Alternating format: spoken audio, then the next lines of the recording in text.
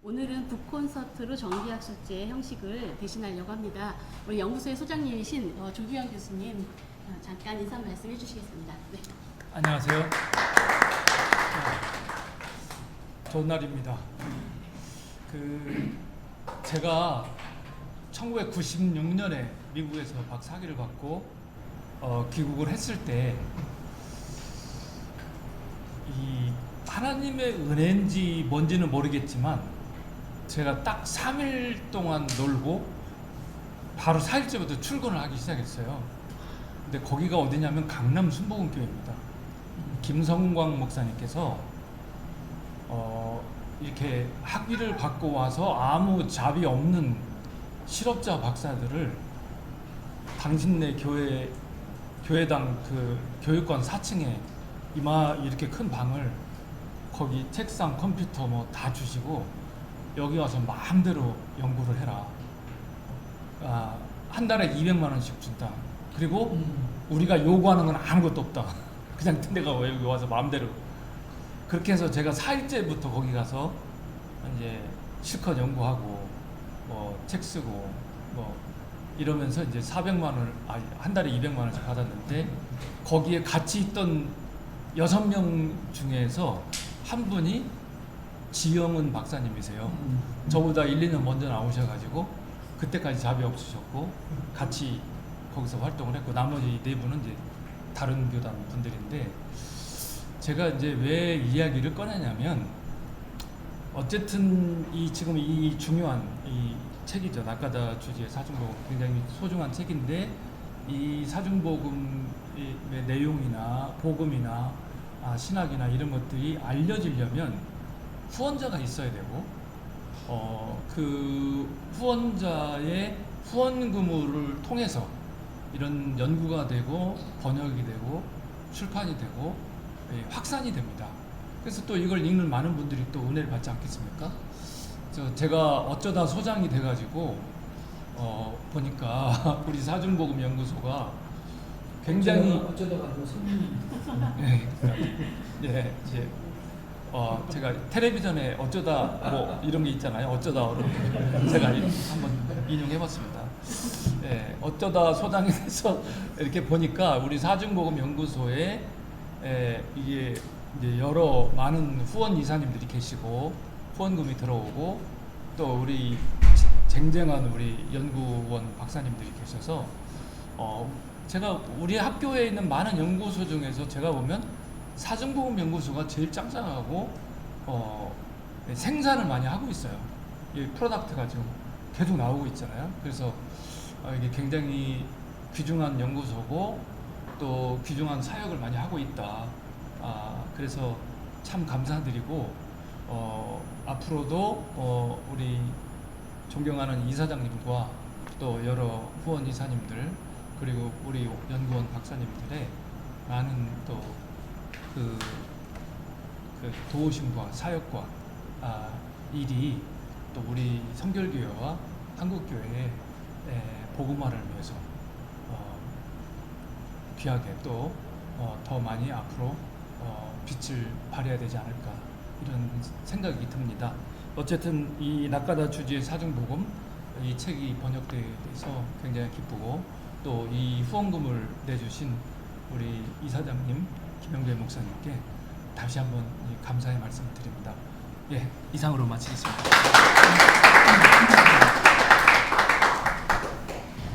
감사합니다. 저희가 북콘서트는 이렇게 여러분들 눈높이랑 같이 앉아서 진행을 하도록 그렇게 하겠습니다. 저희가 이 북콘서트로 진행한 이유는요. 학술제 발제를 하게 되면 발제 한 분이 한 30분 정도 발제하시고 또 두 번째 발제하시는 분이 한 30분 하시고 질문 한 20분 하시고 마치게 되는데 그런 진행 방식이 조금 집중력도 떨어지고 다 이제 내용을 서로 이해하기가 쉽지가 않을 것 같습니다. 그래서 여러분에게 이미 발제문은 다 나눠드렸고요. 그것은 이제 찬찬히 여러분 읽어보시면 되겠고 지금은 우리 박창훈 교수님 모셔서 첫 번째 발제의 내용에 대해서 저와 이렇게 함께 대화하면서 이렇게 이야기식으로 진행하려고 그렇게 합니다. 그래서 여러분 생각하실 때 나는 이런 부분이 궁금하다라고 생각하시는 분이 있으면 그런 부분은 이제 적어 놓으시면 저희가 다 마치고 두 분 함께 모셔서 질문할 때 또 질문하는 시간을 또 드리도록 그렇게 하겠습니다. 첫 번째 발제하시는 우리 박창훈 교수님은 낙가다 주지의 생애와 사상이라는 내용을 가지고 오늘 글을 준비해 오셨어요. 그런데 저희가 사실 낙가다 주지의 사중복음이라는 책을 펼쳤는데 그 주지가 얘기하고 있는 사중복음을 저희는 이제 집중해서 보고 있는 거잖아요. 그런데 사실 실제로는 낙가다 주지가 어떤 사람인가, 그 사람의 또 살았던 시대 배경은 어떤가, 또 일본이라는 곳에서는 사중복음이 어떻게 펼쳐졌었는지 이런 거에 대해서는 저희가 아직 정확하게 잘 모릅니다. 그리고 사실 그동안 글로벌 사중복음 연구소에서 연구를 많이 했지만 일본에 대한 연구가 사실 좀 부족한 게 사실입니다. 그런데 마침 좋은 기회가 닿아서 지금 저희가 낙가다 주지에 대해서, 그 인물에 대해서 또 사상에 대해서 배울 수 있는 기회를 우리 박창훈 교수님 모시고 갖게 돼서 너무 감사하게 생각합니다. 먼저 교수님께 박수 한번 드리겠습니다. 마스크 벗고 할까요? 네, 마스크를 벗어주시면 감사하겠고요. 저희 박창훈 교수님은 또 사중복음 연구소의 연구소의 그 교수위원이시기도 하고, 그동안 저희가 진행하는 여러 연구에 함께 지속적으로 아주 적극적으로 많이 참여해 주시고, 어떻게 보면 저희 연구소 교수님인 것처럼 저희는 반갑고 친숙합니다. 교수님 이번에 이런 귀한 연구해 주셔서 너무 감사하고요. 우선 낙가다 주지가 어떤 사람인지에 대해서 소개해 주시면 감사하겠는데요. 생애에 대해서 한 5개 정도로 나누어서 글을 써 오신 것 같아요. 우선 낙가다 주지가 어떤 사람인지 대략적으로 한 유학 갔다 온 때까지 먼저 설명을 해주시면 어떨까요? 네. 우선 글로벌 사중복음 연구소에서 낙가다 주지의 사중복음에 대해서 책이 나와서 너무나도 반갑고, 또 이번 기회에 저도 좀 같이 사실 교정 보면서 같이 읽었는데, 그런데 이제 그 전에 제가 또 저 소장으로 이제 부소장으로 있는 현대 기독교 역사 연구소에서 낙가다 주지의 그 시대, 그 시대라는 책이 박창수 선교사님이 번역을 했어요. 사실 제 글은 요것을 요약한 겁니다. 그래서 제 글은 완성본이 아니고 우선은 요걸 요약해서 낙가다 주지의 인생을 좀 살펴보고, 그리고 사중복음을 이제 추가해서, 요 책을 추가해서 조금 이제 논문을 완성시키려고 지금 목표를 하고 있습니다. 그래서 제가 이렇게 책이 번역돼서 참 감사하고, 또 제가 좀 살펴보니까 그 활천에 낙가다 주지의 글들이 쭉 실렸었습니다. 그런데 요번에 요 책이 그것을 잘 묶어놓은 책이 되고요. 그리고 낙가다 주지 전집이 제가 알기로는 6권인가 7권으로 네, 나와 있는데, 일본어로 나와 있는데 아직 한국말로 번역이 안 됐는데 초기 작업이 아주 참 훌륭한 작업이 될 것 같습니다. 기초 작업이 될 것 같아서 저도 낙가다 주지를 잘 모릅니다. 그래서 이 책을 읽고서 이번에 공부를 했어요. 뭐 교수들이라고 공부를 계속 하는 게 아니고요. 누가 이렇게 공부하라고 하면 그냥 마지못해서 하면서 공부하게 되는 거거든요. 낙가다 주지를 공부하면서 우리가 많이 생각하잖아요. 한국 성결교회 이명직 목사님하고 좀 비슷하시다라고 생각을 많이 했었고, 얘기를 많이 들었는데 이분이 어떤 분인가 생각을 해보면서 이 책을 읽으면서 또 느낀 것 중에 하나는, 우리가 일본 성결교회를 잘 모르는데 이번 일본 성결교회 역사를 조금 살펴보니까 이 한국 성결교회를 이해하게 되는 좀 배경이 되는 거예요. 뭔가 아주 긴밀한 연관이 있었는데 도대체 한국 성결교회하고 어떤 관련이 있는지, 근데 이번에 발견하면서 아주 재미있는 사실들을 몇 개 깨닫게 됐습니다. 우선 이분은 1870년에 태어나셨고요. 감리교 집안이십니다. 원래 아버지가 하급 무사니까 1870년이면 이제 1868년에 메이지 유신이 있었잖아요. 그 메이지 유신 그 다음에 가장 크게 몰락한 일본의 계급이 바로 무사들입니다. 이 오야봉으로 모시고 있는 다 이제 실세가 아닌 거잖아요. 다 이제 천황제 중심으로 돼가면서 이 각 지역의 군소 그런 지역을 할거하고 있던 이런 그 무사 계급들이 전부 실직하게 되면서 하급 무사들이 이제 오고 갈 데가 없는 거예요. 밥 먹고 살 데가 없는 거죠. 그래서 이 하급 무사들 가운데 집안에서 상당히 이제 신분 메이지 유신 이후에 우리가 앞으로 어떻게 살아야 되는지에 대한 고민들을 많이 했는데, 사실은 일본에서 기독교를 받아들이는 계급 가운데 하나가 바로 하급 무사 계급들이기도 합니다.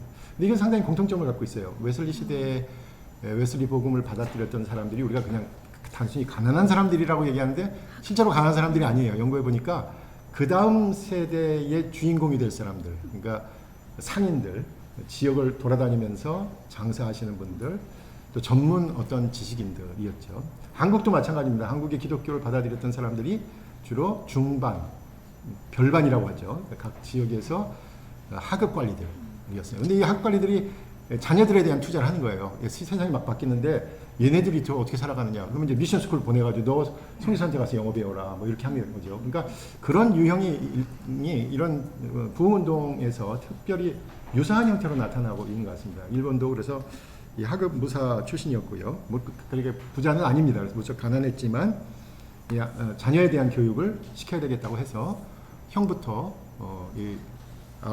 여기 에이와 학교인데요. 아오야마 가쿠인이라고 감리교 학교죠. 맥클레이 선교사님이 세운 그곳에 다니게 됐습니다. 아마 둘째가 이제 둘째 형이 병약해서 일찍 죽게 됐고, 그래서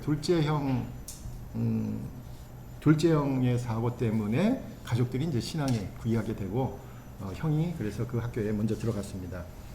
거기가 맥클레이 선교사님이 세웠고요. 또 혼다라는 일본의 아주 유명한 감리교 목회자가 그 학교를 교장으로 있었는데, 근데 이제 문제는 뭐냐면요. 감리교 학교를 다녔는데 이 아오야마 학교는 아주 지금도 유명한 학교입니다. 청산 학교인가 대학인가 그럴 거예요. 감리교 유명한 일본의 감리교 학교인데 이 공부에는 별로 관심이 없었던 것 같아요. 워낙이 신학이나 이 신앙은 뜨거움이 우선이다. 머리가 아니라 가슴이다. 뭐 이런 게 이제 그런 교육을 받았던 것 같아요. 그래서 공부에는 별로 관심이 없어서 결국은 뭐 유도 같은 거 잘했대요. 유도 잘해가지고 몸도 좀 체구가 다부지게 생기셨잖아요, 이분이. 그래서 유도 선수 하면 딱 좋죠. 잘 안 넘어가는데 잘 넘길 수 있는 그런 사람이기 때문에 운동은 잘했는데 이제 공부는 잘 못했던 것 같아요. 그래서 결국은 졸업을 못합니다. 학점이 모자라서 일종의 퇴학을 당하고요. 졸업장이 없어요.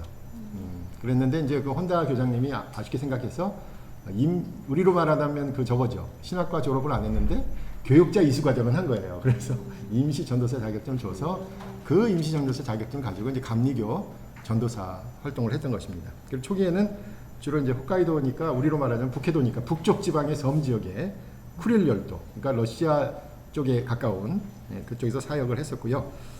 그러다가 결혼을 했는데 결혼도 이제 그 원래 고향 교회 히로사키에 있는 고향 교회 감리교 여자 전도사님과 결혼을 했습니다. 고다떼 가스코라고 하는데요. 네. 근데 이분하고 사이에 아이가 6명 있었어요. 첫째는 근데 일찍 죽고요.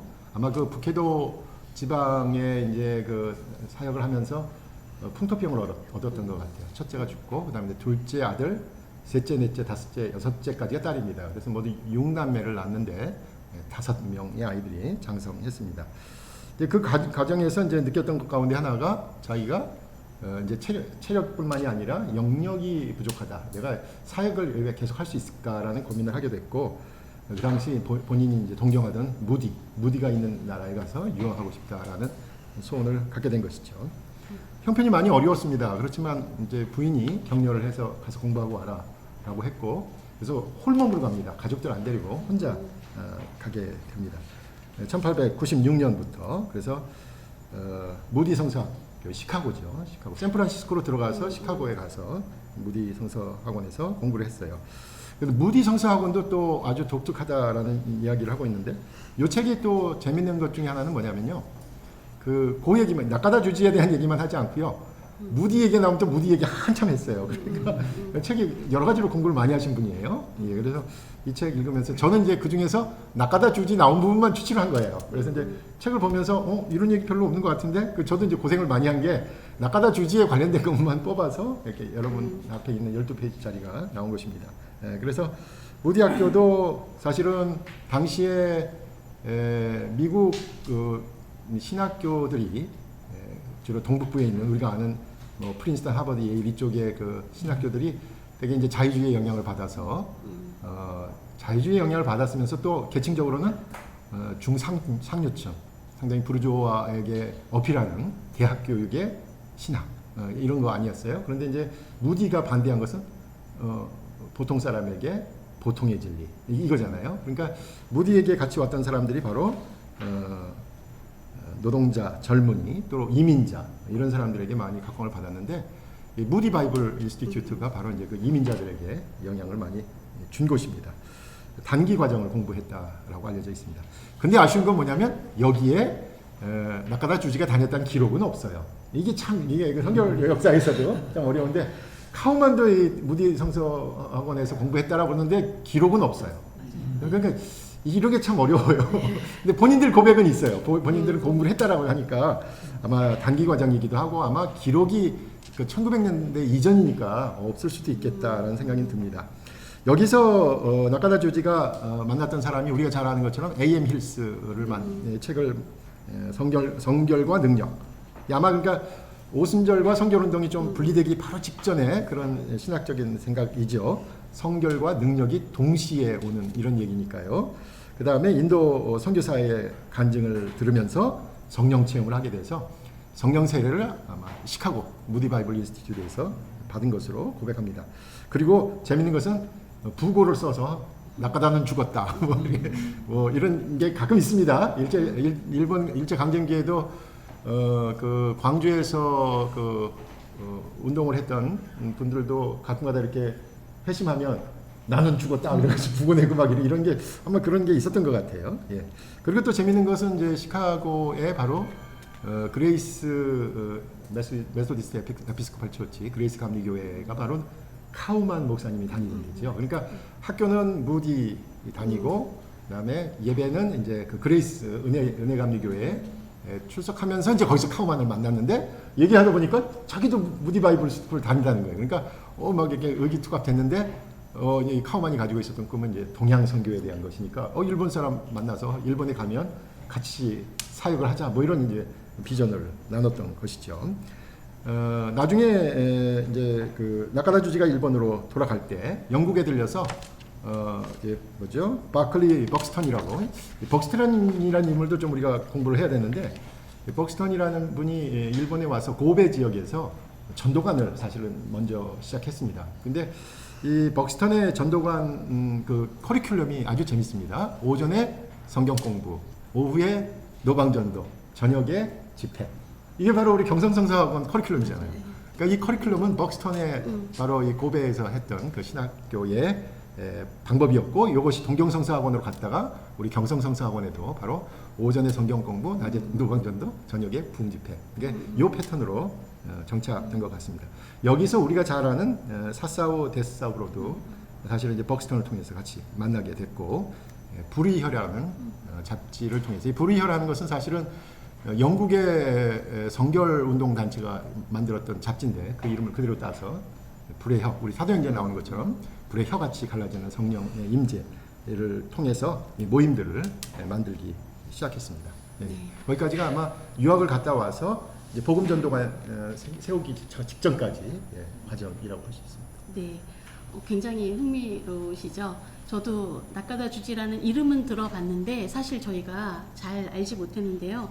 이분이 쓴 그 사준복음 책에 보니까 확실히 그 무디 성경학교에 있었을 때의 기록들을 무디의 특징이 어떻고 다른 교사들마다 특징이 다 다르다 이런 내용들을 쓴 걸 보게 되거든요. 그러면 분명히 다닌 건 맞는 것 같은데 기록들을 찾을 수가 없어서 안타까운 역사학자로서 굉장히 안타까우실 것 같아요. 근데 저희는 이제 그걸 기정사실화하고 왜냐하면 그들의 그 간증과 실제로 그 만났던 이야기 또 같이 찍었던 사진들 이런 것들이 기록에 남아 있어서 저희는 그렇게 믿고 있습니다. 근데 유학 갔다 온 시절까지 얘기해 주셔서 너무 감사한데 이제 보니까 어떻게 카우만과 연결이 됐는지 그리고 또 어떻게 마틴 넷과 연결이 됐는지 저희가 조금 잘 추정할 수 있을 것 같습니다.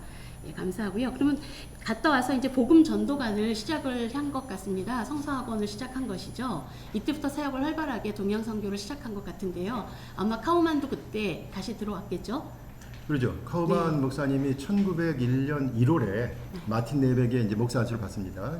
신시내티에 있는 하나님의 성서학원에서 목사 안수를 받고 한 달 정도 이후에 2월 달쯤에 이제 동경에 도착하는 거죠. 그러니까 동양에 우리 성결복음이 전파된 것은 1900년대, 1901년 기점이 됩니다. 그래서 1901년 2월에 이제 만나서 이제 의기투합했던 성결의 복음을 동양에 전하자라는 것이 의기투합돼서 카우만 부부와 바로 이제 나카다가 사역을 시작했던 것이죠. 그게 이제 동경 중앙복음전도관 1호입니다. 그러니까 중앙복음전도관이 동경에도 있고 서울에도 중앙복음전도관이 이제 중앙성결교회가 된 거 아니겠어요? 그러니까 중앙이란 말이 양쪽에서 다 쓰였던 것 같습니다. 네. 그리고 그런데 이제 정말로 사람들이 막 모이기 시작해서 뭐 매회 100명 정도 저녁 집회 때 뭐 이렇게 오고 주일날도 이제 흩어지질 않는 거죠. 그래서 주일날은 성경 공부를 하고 처음에는 이제 교회 가라. 그래서 11시는 이제 침범을 안 하는 겁니다. 이게 그 성결운동에서 아주 중요한 그 패턴 가운데 하나인데 웨슬리도 마찬가지예요. 웨슬리도 정규 예배 시간은 절대 예배 따로 못 드리겠습니다. 부흥 집회는 꼭 오전에 하든 오후에 하든 평일날 하든 11시 예배는 성공회 예배 가라 이거죠. 이 약속 꼭 지킨 거죠. 그러니까 그런 면에서 나카다주 지혜와 카우만 목사님도 11시 예배는 안 하는 거예요. 10시까지 하고 보내고 그러다가 이제 사람들이 안 가니까 1904년부터는 어쩔 수 없이 10시 반 이후로 예배를 이제 시작하게 됐습니다. 그러면서 이제 뭐예요? 그 전도관도 동일본 지역, 그러니까 동쪽 일본 지역에 여러 개가 생기게 된 것이죠. 그러면서 이제 성서학원도 시작하게 된 것입니다. 그래서 아까 사사오 데스사브로가 성서신학을 가르치고 또 음악 가르치는 사람, 조직신학 가르치는 사람, 그래서 교사진이 완비돼서 1904년부터 동경성서학원을 시작하게 된 것이죠. 또 1904년에 러일 전쟁이 일어났을 때는 한국을 왔어요. 한국에 왔다가 만주까지 가고 해서 나카다가 우리 한국에 1904년에 왔기 때문에 뭐 이제 여러 가지 해석이 가능할 거예요. 동양선교회가 이미 한국에 어떤 그 선교의 비전을 갖고 있었다, 뭐 이런 증거의 얘기도 되는데 엄밀한 의미에서는 그거보다는 일본 군들, 러일 전쟁이 일어난 일본 군들을 이렇게 지원하기 위해서 왔고요. 아마 군대에서 이렇게 아마 후원금 받아가지고 왔던 것 같아요. 아까 그 혼다 교장님하고 같이 와서 어떤 얘기가 있냐면 이거 군대에서 돈 받아가지고 이렇게 선교하는 게 자기는 찝찝한 거야. 왜냐하면 이게 아무래도 정부 일하러 온 것 같고 뭐 군대 하러 온 것 같아서 돈을 안 받아야 되겠다 그러는데 혼다 그 교장 선생님이 설득을 해가지고 어쩔 수 없이 이제 그 체제비라든지 교통비를 받았다 뭐 이런 고백이 있는 걸로 봐서 별로 자기도 군대 일에 나서는 건 별로 안 좋아했던 것 같아요. 어쨌든 본래 목적은 동양선교의 목적이라기보다는 러일 전쟁에 그 일본 군들을 지지하려고 왔고요. 그런 면에서 이제 우리가 이제 한국 사람으로서 나카다 주지가 가질 수밖에 없었던 그 사람의 애국주의, 일본 사람인 거예요, 천상. 그 일본 세계관에 어떻게 보면 대동아 전쟁을 정당한 것으로 받아들이고 그러면은 복음이 전파될 거 아니냐, 그런 내용들 또 나중에 우리가 살펴보겠습니다만은 인류 동조론 이게 뭐인가 그러면 일본하고 유대인하고 조상이 같다 이거예요. 일본이 유대인이다 이런 얘기인데. 나중에 좀 더 자세히 얘기하겠습니다만 우리나라도 좀 그런 해석들이 옛날에 있었거든요. 제가 학생회 때 어떤 목사님 오셔가지고 그 구약에서 갑자기 단지파가 없어지는데 그 단지파가 없어질 때가 단군 나왔을 때다 그러면서 그래가지고 그런 얘기하면 여러분들 기억하실 거예요. 그래서 한때 이게 유행하던 일종의 동양에서의 유대인들과의 긴밀성, 이게 일본도 아주 극심했고요. 이 책에는 최근까지도 그런 주장을 하시는 분들이 꽤 있다. 한국에도 한동안 우리가 유대인이고 뭐 동방의 뭐고 뭐 그런 뭐 선민의식을 강화하는 그런 게 있었잖아요. 그러니까 이게 그냥 스쳐 지나간 게 아니라 꽤 뿌리가 깊은 일본과 한국의 유대인들과의 연관성 모르겠습니다. 요즘 그 태극기 부대에서도 이스라엘 국기 흔드는 것도 아마 그것과 관련이 있지 않을까 생각이 드는데 어쨌든 아주 뿌리가 깊습니다. 1905년이 바로 이제 동양선교회가 세워진 해입니다. 1905년.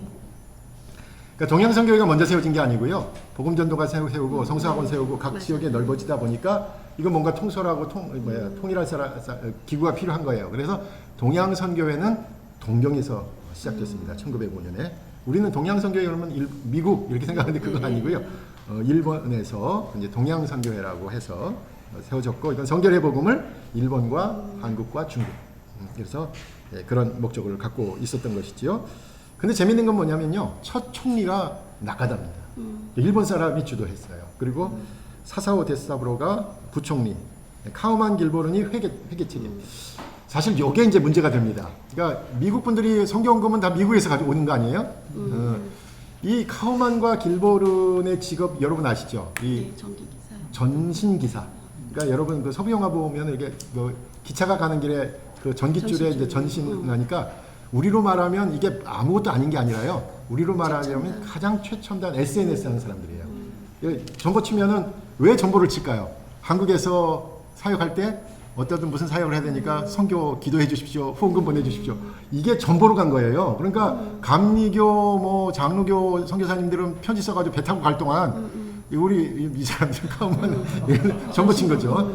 그러니까 엄청 빠른 사람들이에요. 그러니까 우리가 흔히 그냥 우리 부흥운동하고 성령운동한 사람들은 뭐 이렇게 세상 물정 잘 모르고 뭐그 문명이기 이런 거 잘 모른다고 생각하는 거 다 허위의식입니다. 잘못된 겁니다. 상당히 빠릅니다. 그러니까 얼리 어댑터들이에요. 부흥운동하신 분들이요. 얼리 어댑터들이에요. 그래서 철도, 전기, 전보 뭐 이런 데는 우리 부흥운동하신 분들이 상당히 앞섰습니다. 예, 그런 면에서 우리가 좀 생각해봐야 되고요. 예, 그래서 예, 이제 이것이 문제가 되는데 이제 문제는 뭐냐면 1911년 그러면 이제 우리가 바로 우리 서울신학대학교 세워진 날이잖아요.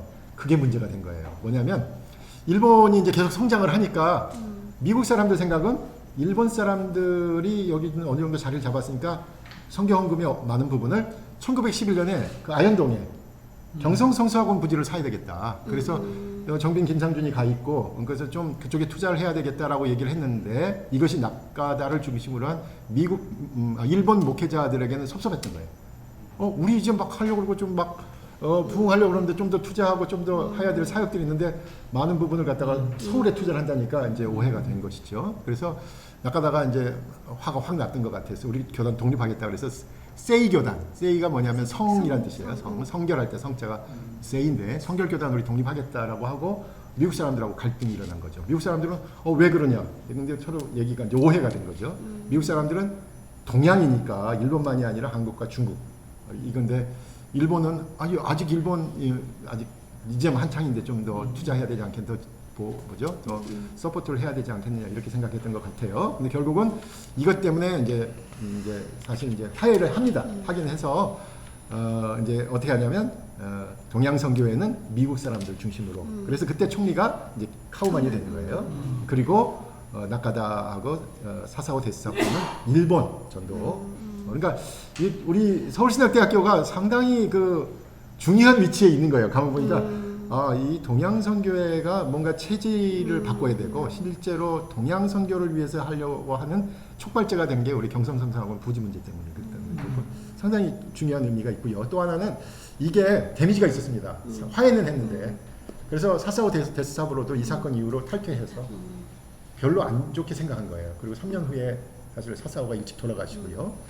카우만 목사님도 이것 때문에 데미지를 입습니다. 심장병이 생겨요. 그래서 결국은 사역을 오래 못하고 샌프란시스코로 캘리포니아로 돌아가서 사역을 마무리하죠. 그래서 카우만 부인도 같이 따라가요. 그래서 상당히 오랜 한 5년 이상을 심장병을 옆에서 돌보고 사실은 이제 그 카우만 목사님이 1924년에 돌아가시죠. 카우만 목사님이 사실 일찍이 돌아가셨는데 이 그 동양선교회의 분열, 그 이제 재정 문제, 그 체계를 어떻게 갖출 거냐라는 문제 때문에 사실 일본 목사님들, 미국 목사님들이 갈라서게 됐고 그것이 이제 데미지가 이제 나중에 일본 성결교회로 나누게 되었고 동양선교회는 동경에서 서울로 경성으로 옮겼다가 다시 1925년 이후에는 이제 카우만 목사님 돌아가시고 나서는 이제 길보른 선교사님이 되면서 이제 상해로 그래서 동양선교회가 동경, 서울, 상해로 이렇게 옮기게 되었던 것이죠. 네. 이 사건이 상당히 그 세이교단 사건이라고 하는데 이게 상당히 데미지가 컸던 것 같아요. 그러니까 이건 비일비재하게 일어나잖아요. 우리 선교사님들이 해외에서도 할 때 이게 이제 그 선교 자금과 선교비와 그 원주민 지도자와의 갈등 문제가 동양선교회도 있었던 것이고 그것이 상당히 데미지가 컸던 것 같습니다. 네. 굉장히 중요한 말씀 많이 저희가 알게 되고 중요한 정보를 많이 알게 되는 것 같습니다. 특별히 동양선교회를 저희가 아까 우리 교수님 말씀하신 대로 미국에서 저희 한국에 동양선교회를 이렇게 창설한 것처럼 저희가 그동안 생각을 하고 있었는데 일본에 갔더니 동양선교회가 있더라고요. 그랬더니 이게 중간 징검다리를 정확하게 지금 제대로 잘 짚어주신 것 같아서 저희도 이제 정확히 어떻게 성결교회가 동양선교회와 어떤 연관을 갖고 지금까지 오게 됐는지를 더 잘 정확히 이해하게 된 것 같습니다. 그러면 낙가다 주지는 이제 동양선교회에서는 거의 손을 떼고 이제 주로 이제 미국 사람들이 이제 총리를 하게 되고 본인은 그러면 이제 일본 성결교단을 창시하게 된 거겠죠. 그래서 네, 그렇죠. 예, 그래서 그다음부터는 이제 일본 성결교단을 창시한, 그러니까 동양 성교회도 사실 창시하고 또 일본 성결교단도 이제 나카다 주지가 창립한 사람인 거죠. 그러니까 성결교단을 일본에서 세운 사람인 것이 된 거죠. 그렇게 되죠. 예. 예. 그럼 그다음부터 이제 성결교단 활동을 하고 이제 돌아가실 때까지 아마 그 활동을 하셨던 것 같죠. 그래서 일본 성결교회가 이제 1917년에 세워지는데 그럼에도 불구하고 동양성교회랑은 계속해서 선교적인 협력 관계를 계속 구축하죠. 네. 그런데 이제 일본과 동양성교회를 이제 분리해서 사역을 같이 하게 됐던 것입니다. 예.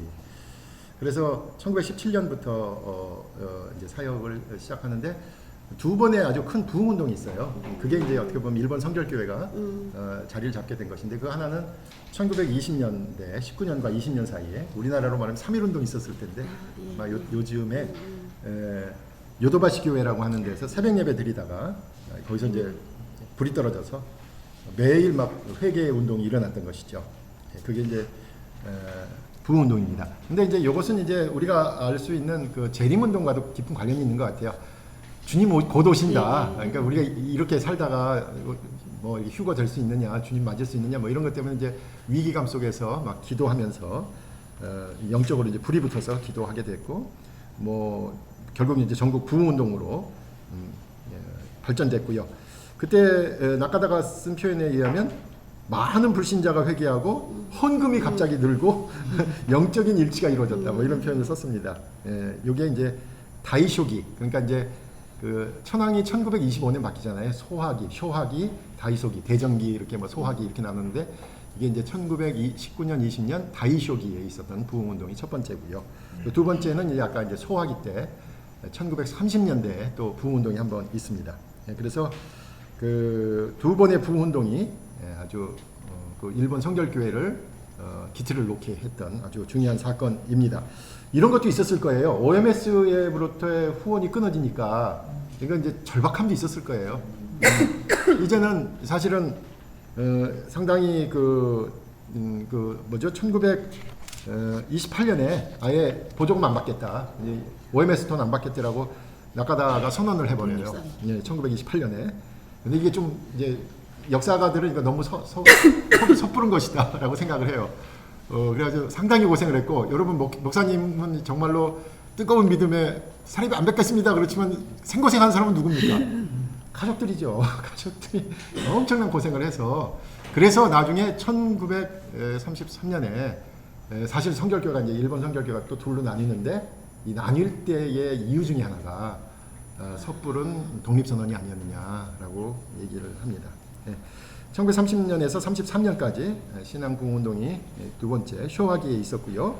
이거는 어디서부터 시작됐냐면 성사학원에서, 동경성사학원에서부터 시작돼서 막 그냥 성령과 재림에 대한 생각이 많이 커졌습니다. 그런데 문제는 이 재림에 대한 것이 지나치게 강화돼서 결국은 나카다 주지의 그 신학에 동조하지 않는 사람들이 생겼고, 동경 성서학원 내에 교수님들, 뭐 처음엔 6명인데 이제 5분이 끝까지 나카다 주지의 신학은 위험합니다. 재림이 이제 시한부 종말론적으로 이제 흘러버린 거예요. 그래가지고 나중에 1933년 나팔절에 9월 21일 나팔절에 주님이 오실 거다, 뭐 이런 얘기도 하고, 33년에 신두에 신년 축하는 올해가 마지막입니다. 이제 더 이상 이런 설교도 하고, 그러니까 이 나카다 주지가 상당하게 이제 위험한 정도로 재림 사상을 끌고 갔던 것 같아요. 그래서 이른바 구루마다 아키지라는 교수님 중심으로, 구루마다 파라 그러더라고요. 구루마다 파, 또 오교수 파 또는 위원회파라고 합니다. 이분들이 이제 나카다에 대항하면서 함께 할 수 없다. 나카다가 전횡을 하고 있다. 또 여러 가지 독재, 뭐 신학의 문제, 뭐 이런 것들을 제기해서, 그러니까 이제 또 나카다 측은 또 총회를 모아가지고 이 5명의 교수들 다 잘라버리고, 그러니까 팽팽하게 맞서게 되면서 이제 교단이 쪼개지게 됐던 것이죠.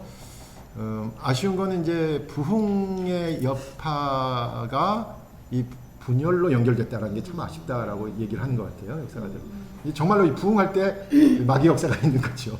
예, 그럴 때 잘 될 것 같은데 그때 꼭 발목을 잡는 게 있는데, 그래서 결국은 이제 재산도 반으로 나누고 그래서 동경성사학원은 이제 낙가다 측에서 갖고 요도바시 교회는 그 오교수회에서 또 그 성사학원을 그쪽에서 세우고 그 다음에 성결이란 이름 서로 쓰지 말자라고 해서 이제 안 쓰기로 했는데 어떻게 됐습니까? 한쪽은 성교회.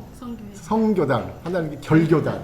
그러니까 성하고 결이 나뉘었어요. 그래서 일본 세이교단이 오교수파, 그 다음에 기요메 교단이 이제 결입니다.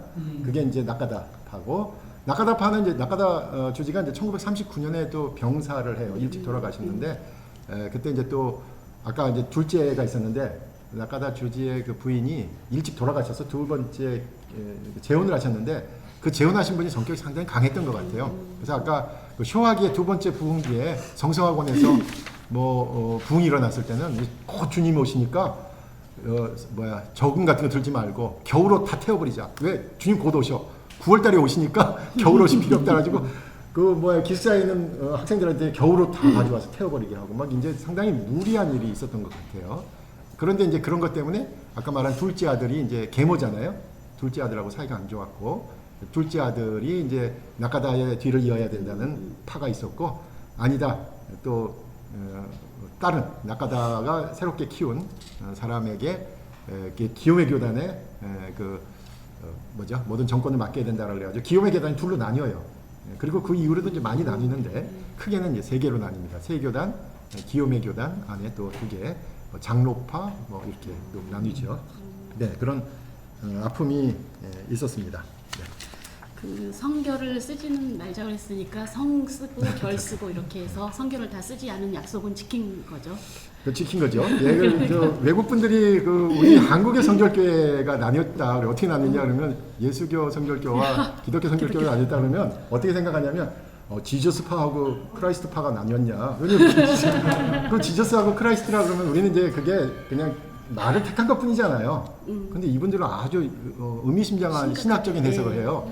그럼 지저스파는 나사렛 예수와 관련된 보다 더 가난한 사람들에게 역사적 예수. 접근하는 그런 게 있고 우리 기성 쪽은 그러면은 그리스도니까 아무래도 신학적인 어떤 그런 게 강조점이 있냐 그래서 그런 거 전혀 없고 근데 재밌죠. 한국은 예수님하고 그리스도가 싸우는데 일본은 성하고 결하고 싸웁니다.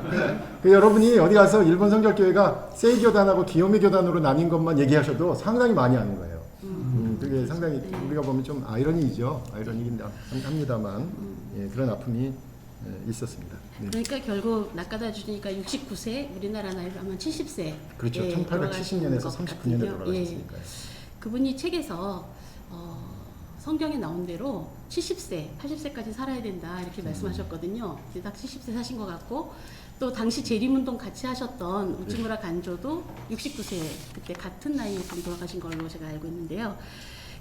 지금 낙가다 주지가 시한부 종말론에 좀 경도되었던 그 이유가 있었던 것 같아요. 네네.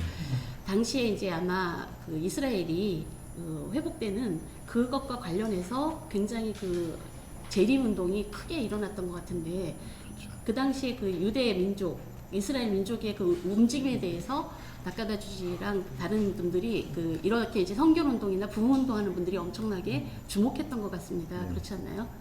우선 낙가다 주지하고 우찌무라 간조 그러면 이제 우찌무라 간조 우리가 많이 들었잖아요. 그리고 되게 선망의 대상이고 그래 되게 존경하는 인물인데 이제 개인적으로 우리가 낙가다 주지하고 우찌무라 간조가 어떤 관련이 있느냐 그냥 재밌는데 뭐냐면 우연한 사건이 있었어요. 우찌무라 간조 집이 불이 났는데 1916년에 불이 났는데 그게 바로 동경성서학원 바로 근처였습니다. 그러니까 동경성서학원 학생들이 가서 불도 끄고 막 상당히 불이 많이 컸던 것 같아요. 그래서 그 도움을 많이 입어서 낙가다 주지와 우찌무라 간조가 이제 개인적으로 친분을 쌓게 됐고 그러다 보니까 이 재림에 대한 생각, 특별히 이제 1916년인데 1917년이 바로 이제 1차 세계대전 끝나면서 영국이 팔레스타인에 이스라엘 나라를 세우겠다라고 벨푸아 선언이죠. 그래서 유대인들이 이제 팔레스타인에 모이기 시작한 거예요. 이스라엘을 형성하려고. 이제 그런 게 세계적으로 성경을 이제 문자적으로 해석하는 사람은 이거 이제 이스라엘 나라를 회복할 때다. 바로 이스라엘을 회복할 때 바로 주님께서 오시니까. 그래서 이 나라의 건설에 우리가 도움을 줘야 되고 유대인들에게 우리가 같이 기도할 수 있도록 또 도울 수 있도록 기도해야 되고 후원해야 된다라는 모임이 생긴 거죠. 그러니까 재림 사상이 이 유대인들에 대한 관심, 기도, 또 후원 이렇게 연결됐던 것이고 그것이 우찌무라 간조와 한동안 그 재림 사상을 통해서 가까워졌습니다. 그래서 아까 말한 그 이제 블랙스톤의 윌리엄 블랙스톤의 주님께서 같이 가까이 주님께서 곧 오신다, 뭐 주님께서 오십니다. 이 책을 이제 우찌무라 간조가 우리 나카다 주지가 번역을 했는데 우찌무라 간조가 이 책을 아주 극찬을 했어요. 주님께서 곧 오신다. 휴거에 대한 이야기거든요. 그러니까 우찌무라 간조가 어떻게 보면 기성 교회에 대한 비판 또 새로운 뭐 무교회주의라든지 이런 것을 할 수 있었던 것 중에 하나는 그 스스로도 재림에 대한 생각을 갖고 있었기 때문에 가능했다라고 해서 그 서로 집회를 같이 하고 다녔던 내용들이 있습니다. 네. 블랙스톤 책은 우리나라에도 번역돼 있죠. 박명수 교수님이 번역하셨나요? 그런가요? 네, 그렇던 걸로 알고 있습니다. 네. 그럼 본격적으로 그 나카다 주지의 그러면 사상, 그러니까 어떤 신학 사상을 갖고 있었는지 교수님께서 한 3개 정도 나눠서 이렇게 지금 써 놓으셨는데요. 아까 이제 설명해 주신 이류 동조론, 이거는 저희 나라에도 있는 것 같습니다. 그러니까 한유 동조론이죠, 저희도. 그런 것이 있는 것 같고, 그 다음에 이제 어차피 블랙스톤의 영향을 받았다고 하니까 세대주의가 그렇죠. 있을 것 같고요. 그리고 나카다 주지가 굉장히 철저히 또 애국자였다. 이 3가지로 나눠서 설명을 해주신 것 같은데, 그러면 한번 하나하나 이제 한번 설명을 듣겠습니다. 그 인류 동조론은 이미 살짝 말씀드린 것처럼 그 일본 이제 그 고고학적인 발견들을 이제 우리가 아는 뭐 히브리어나 뭐 비슷한 말이 나오면 이제 그거다라고 이제 갖다 붙인 거죠. 아까 말한 단지파가 없어졌는데 단군이 생겼으니까 그 단지파 우리는 단군이 우선이고 12지파에 속한다 뭐 이런 얘기하고 좀 유사한 형태이지요. 아마도 이제 기독교인들 가운데서 고고학하면서 당시에 이제 일본의 정체성과 관련해 가지고 상당히 흥미있는 이야기들을 꺼냈는데 사이키 요시로라는 사람이 경교 연구라는 책에서 이제 아마 그 얘기를 제일 처음 꺼낸 것 같아요. 일본과 유대인들이 조상이 같다라는 건데요. 원래 4세기경에 하타우지라는 사람이 일본 관사이 지방에서 귀화해 가지고 이제 양장, 그러니까 이제 뽕나무죠, 누에하고 또 견직, 어떤 의류 기술을 전해준 게 아마 이제 일본 역사책에 나오는 얘기인가 봐요. 근데 그 이야기를 이제 이 사람이 건립한 신사가 있는데 신사가 진시황제 신사일 거예요 아마. 근데 진시황 신사가 아주 잘 보니까 이게 다유당 신사다라고 하면서 이제 얘기하는 거죠. 왜냐하면 그 신사 옆에 이사라이라는 우물이 있는데 이스라엘이다 이거죠. 발음이 뭐 그렇게 되고. 또 이 사람이 하타우지라는 사람의 출생지가 바로 페르시아고 그래서 유대인 기독교일 것이다. 우즈마사라는 곳에 정착을 했는데 우즈는 이슈 지저스가 잘못 번역된 거고 마사는 메시아의 와전하다. 그래서 이 사람이 정착했던 곳이 결국 예수 메시아라는 이름이 된다. 예, 뭐 신사에서 소를 잡는 경우가 그렇게 드문 경우인데 소 잡는 경우는 그 유대교 제사하고 똑같다는 거고 예, 여러 가지로 또 아마 그 47개 문자도 그 해이안 시대의 승려가 썼던 47개 문자도 결국 그 기독교적인 진리를 담고 있다라는 해석이 있고요. 그래서 일본 풍속하고 유대인 풍속이 같고 일본의 신사 구조와 유대교의 성전 구조가 같고 모습의 유사성을 통해서 인류 동조론을 얘기했고요. 예, 그래서 또 뭐 계시록 7장 2절에 살아계신 하나님의 인을 가지고 해돋는 데로부터 올라온 천사가 바로 일본이다. 해돋는 곳 우리가 동방예의지국 뭐 해돋는 거 한국이다 해서 또 많이 했잖아요. 우리도 그런 거 많이 듣는데 일본은 우리보다 더 동쪽에 있거든요. 그러니까 이 얘기를 보면 일본이 더 맞는 것 같은 거죠. 예. 그리고 그러면서 일본 민족이 또 대동아를 통해서 결국은 그 만주 그리고 만주에서부터 서쪽으로 계속해서 동남아시아 그래서 결국 예루살렘까지 가면 결국 유대인들을 지원할 수 있지 않겠느냐. 그래서 만주에서부터 그 이스라엘까지 가는 뭐 기차를 건설하자 뭐 이런 이야기도 했고 그러니까 우리로 보자면 우리 한국 사람으로 보자면 되게 섭섭하죠. 예, 그래서 그 당시에 일본 제국주의자들의 논리에 그대로 편승한 형태가 됐기 때문에 그렇습니다. 예, 그게 이제 인류 동조론의 내용이고요. 지금도 아마 그런 해석을 하는 일본 분들이 있는 것 같아요. 예. 계속 남아 있겠죠. 예. 예. 세대주의 같은 경우는 이제 세대주의 전천연설의 이제 입장으로 블랙스톤의 영향을 받아서 뭐 우리가 아는 것처럼 세대주의 전천연설은 이중재림 아니겠습니까? 공중재림 한번 하시고 그래서 그때 성결한 사람들은 공중잔치에서 주님을 뵙고 그 당시 휴가하지 못한 사람들은 7년 대환란을 겪고 7년 대환란 이후에 예수님께서 이제 지상재림하시고 그러니까 두 번의 재림이 있다는 얘기니까요. 그래서 데살로니가전서 4장 17절을 그렇게 해석한 것이죠. 아까 말한 것처럼 인류동조론과도 또 이해가 되는데 성경에 나와 있는 이스라엘에 대한 예언은 문자적이다. 그러니까 실제로 이스라엘 왕국의 회복이다. 근데 단순히 교회가 우리가 이스라엘에 대한 이야기는 교회로 해석을 많이 하잖아요. 이스라엘과 교회는 분명히 다르다. 그래서 문자적으로 이해하는 것이었고요. 그렇게 되면 천년왕국은 교회를 위한 것이 아니라 이스라엘을 위한 것이고 교회는 초대받은 손님일 뿐이다. 이렇게 되는 것이죠. 네, 그래서 상당한 정도 세대주의 전천연설이 지배적인데 이게 우리 교단에도 상당히 고민이 많지 않습니까? 우리가 지난해 재작년에 그 교리문답서 할 때도 현장의 목사님들이 제일 난처한 것 중에 하나가 세대주의 전천연설을 이제 좀 그만하자 뭐 이런 얘기를 많이 하시는데 참 어렵습니다. 왜냐하면 이게 우리 교단이 1943년에 교단의 문을 닫힌 게 재림교리잖아요. 네. 일본도 똑같은 해에 문 닫혔습니다. 그래서 일본 성결교회도 전부 폐쇄되고 체포되고 똑같은 아픔을 겪었습니다. 그래서 일본하고 우리하고 어떻게 보면 성결교회의 정체성이 바로 이 재림교리이기 때문에 세대주의 전천연설은 어떻게 극복해야 되느냐. 여기서 단서는 줘요. 세대주의란 말 하지 말고 전천연설은 맞다. 전천연설에 맞게 우리가 준비한 게 성결한 삶이다. 그 성결한 삶은 성결한 삶의 촉구를 위해서 재림의 교리가 정당하게 강조돼야 된다라는 부분은 우리가 계속 받아들이지만 이걸 세대주의로만 환치하지 말자라고 제안을 하고 있습니다. 네. 그거는 저기랑 똑같네요. 그러니까 전천연설을 주장하는 것이 이제 답이나 세대주의에 꼭 동조해서가 아니라 이건 성서적인 거다라고 이렇게 믿은 것 같아요. 이제 일본이나 한국이나 같은 이야기인 것 같은데 특별히 이제 이스라엘적인 유대적인 천년왕국을 인정한다는 점에서 전천연설적인 재림이 성경적으로 맞다. 이게 이제 그분들의 주장이었던 거겠죠. 네. 네. 그리고 세대주의가 되니까 이제 이스라엘에 대한 해석도 지나치게 이제 문자적으로 되는 거죠. 그러니까 네.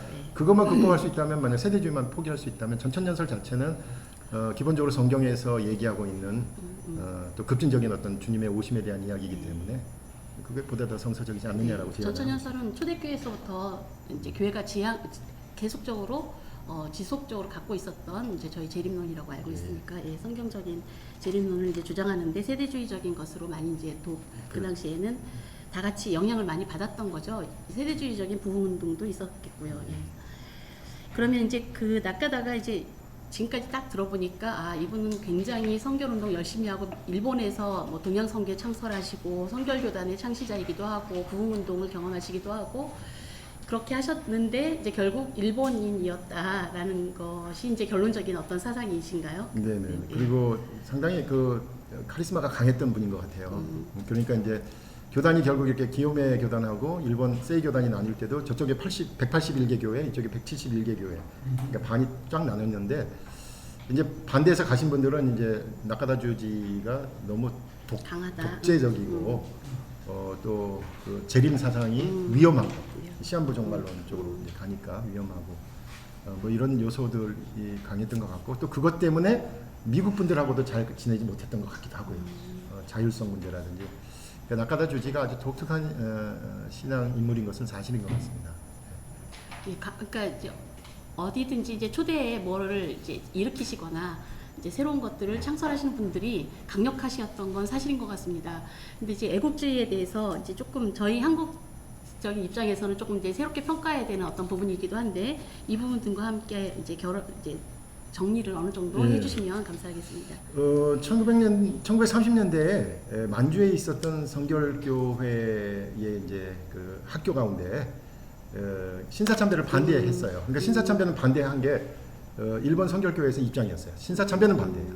근데 이제 신사참배를 어떻게 일본 정부가 끌고 가냐면 신사를 담당하는 국하고 종교국을 분리를 시켜요.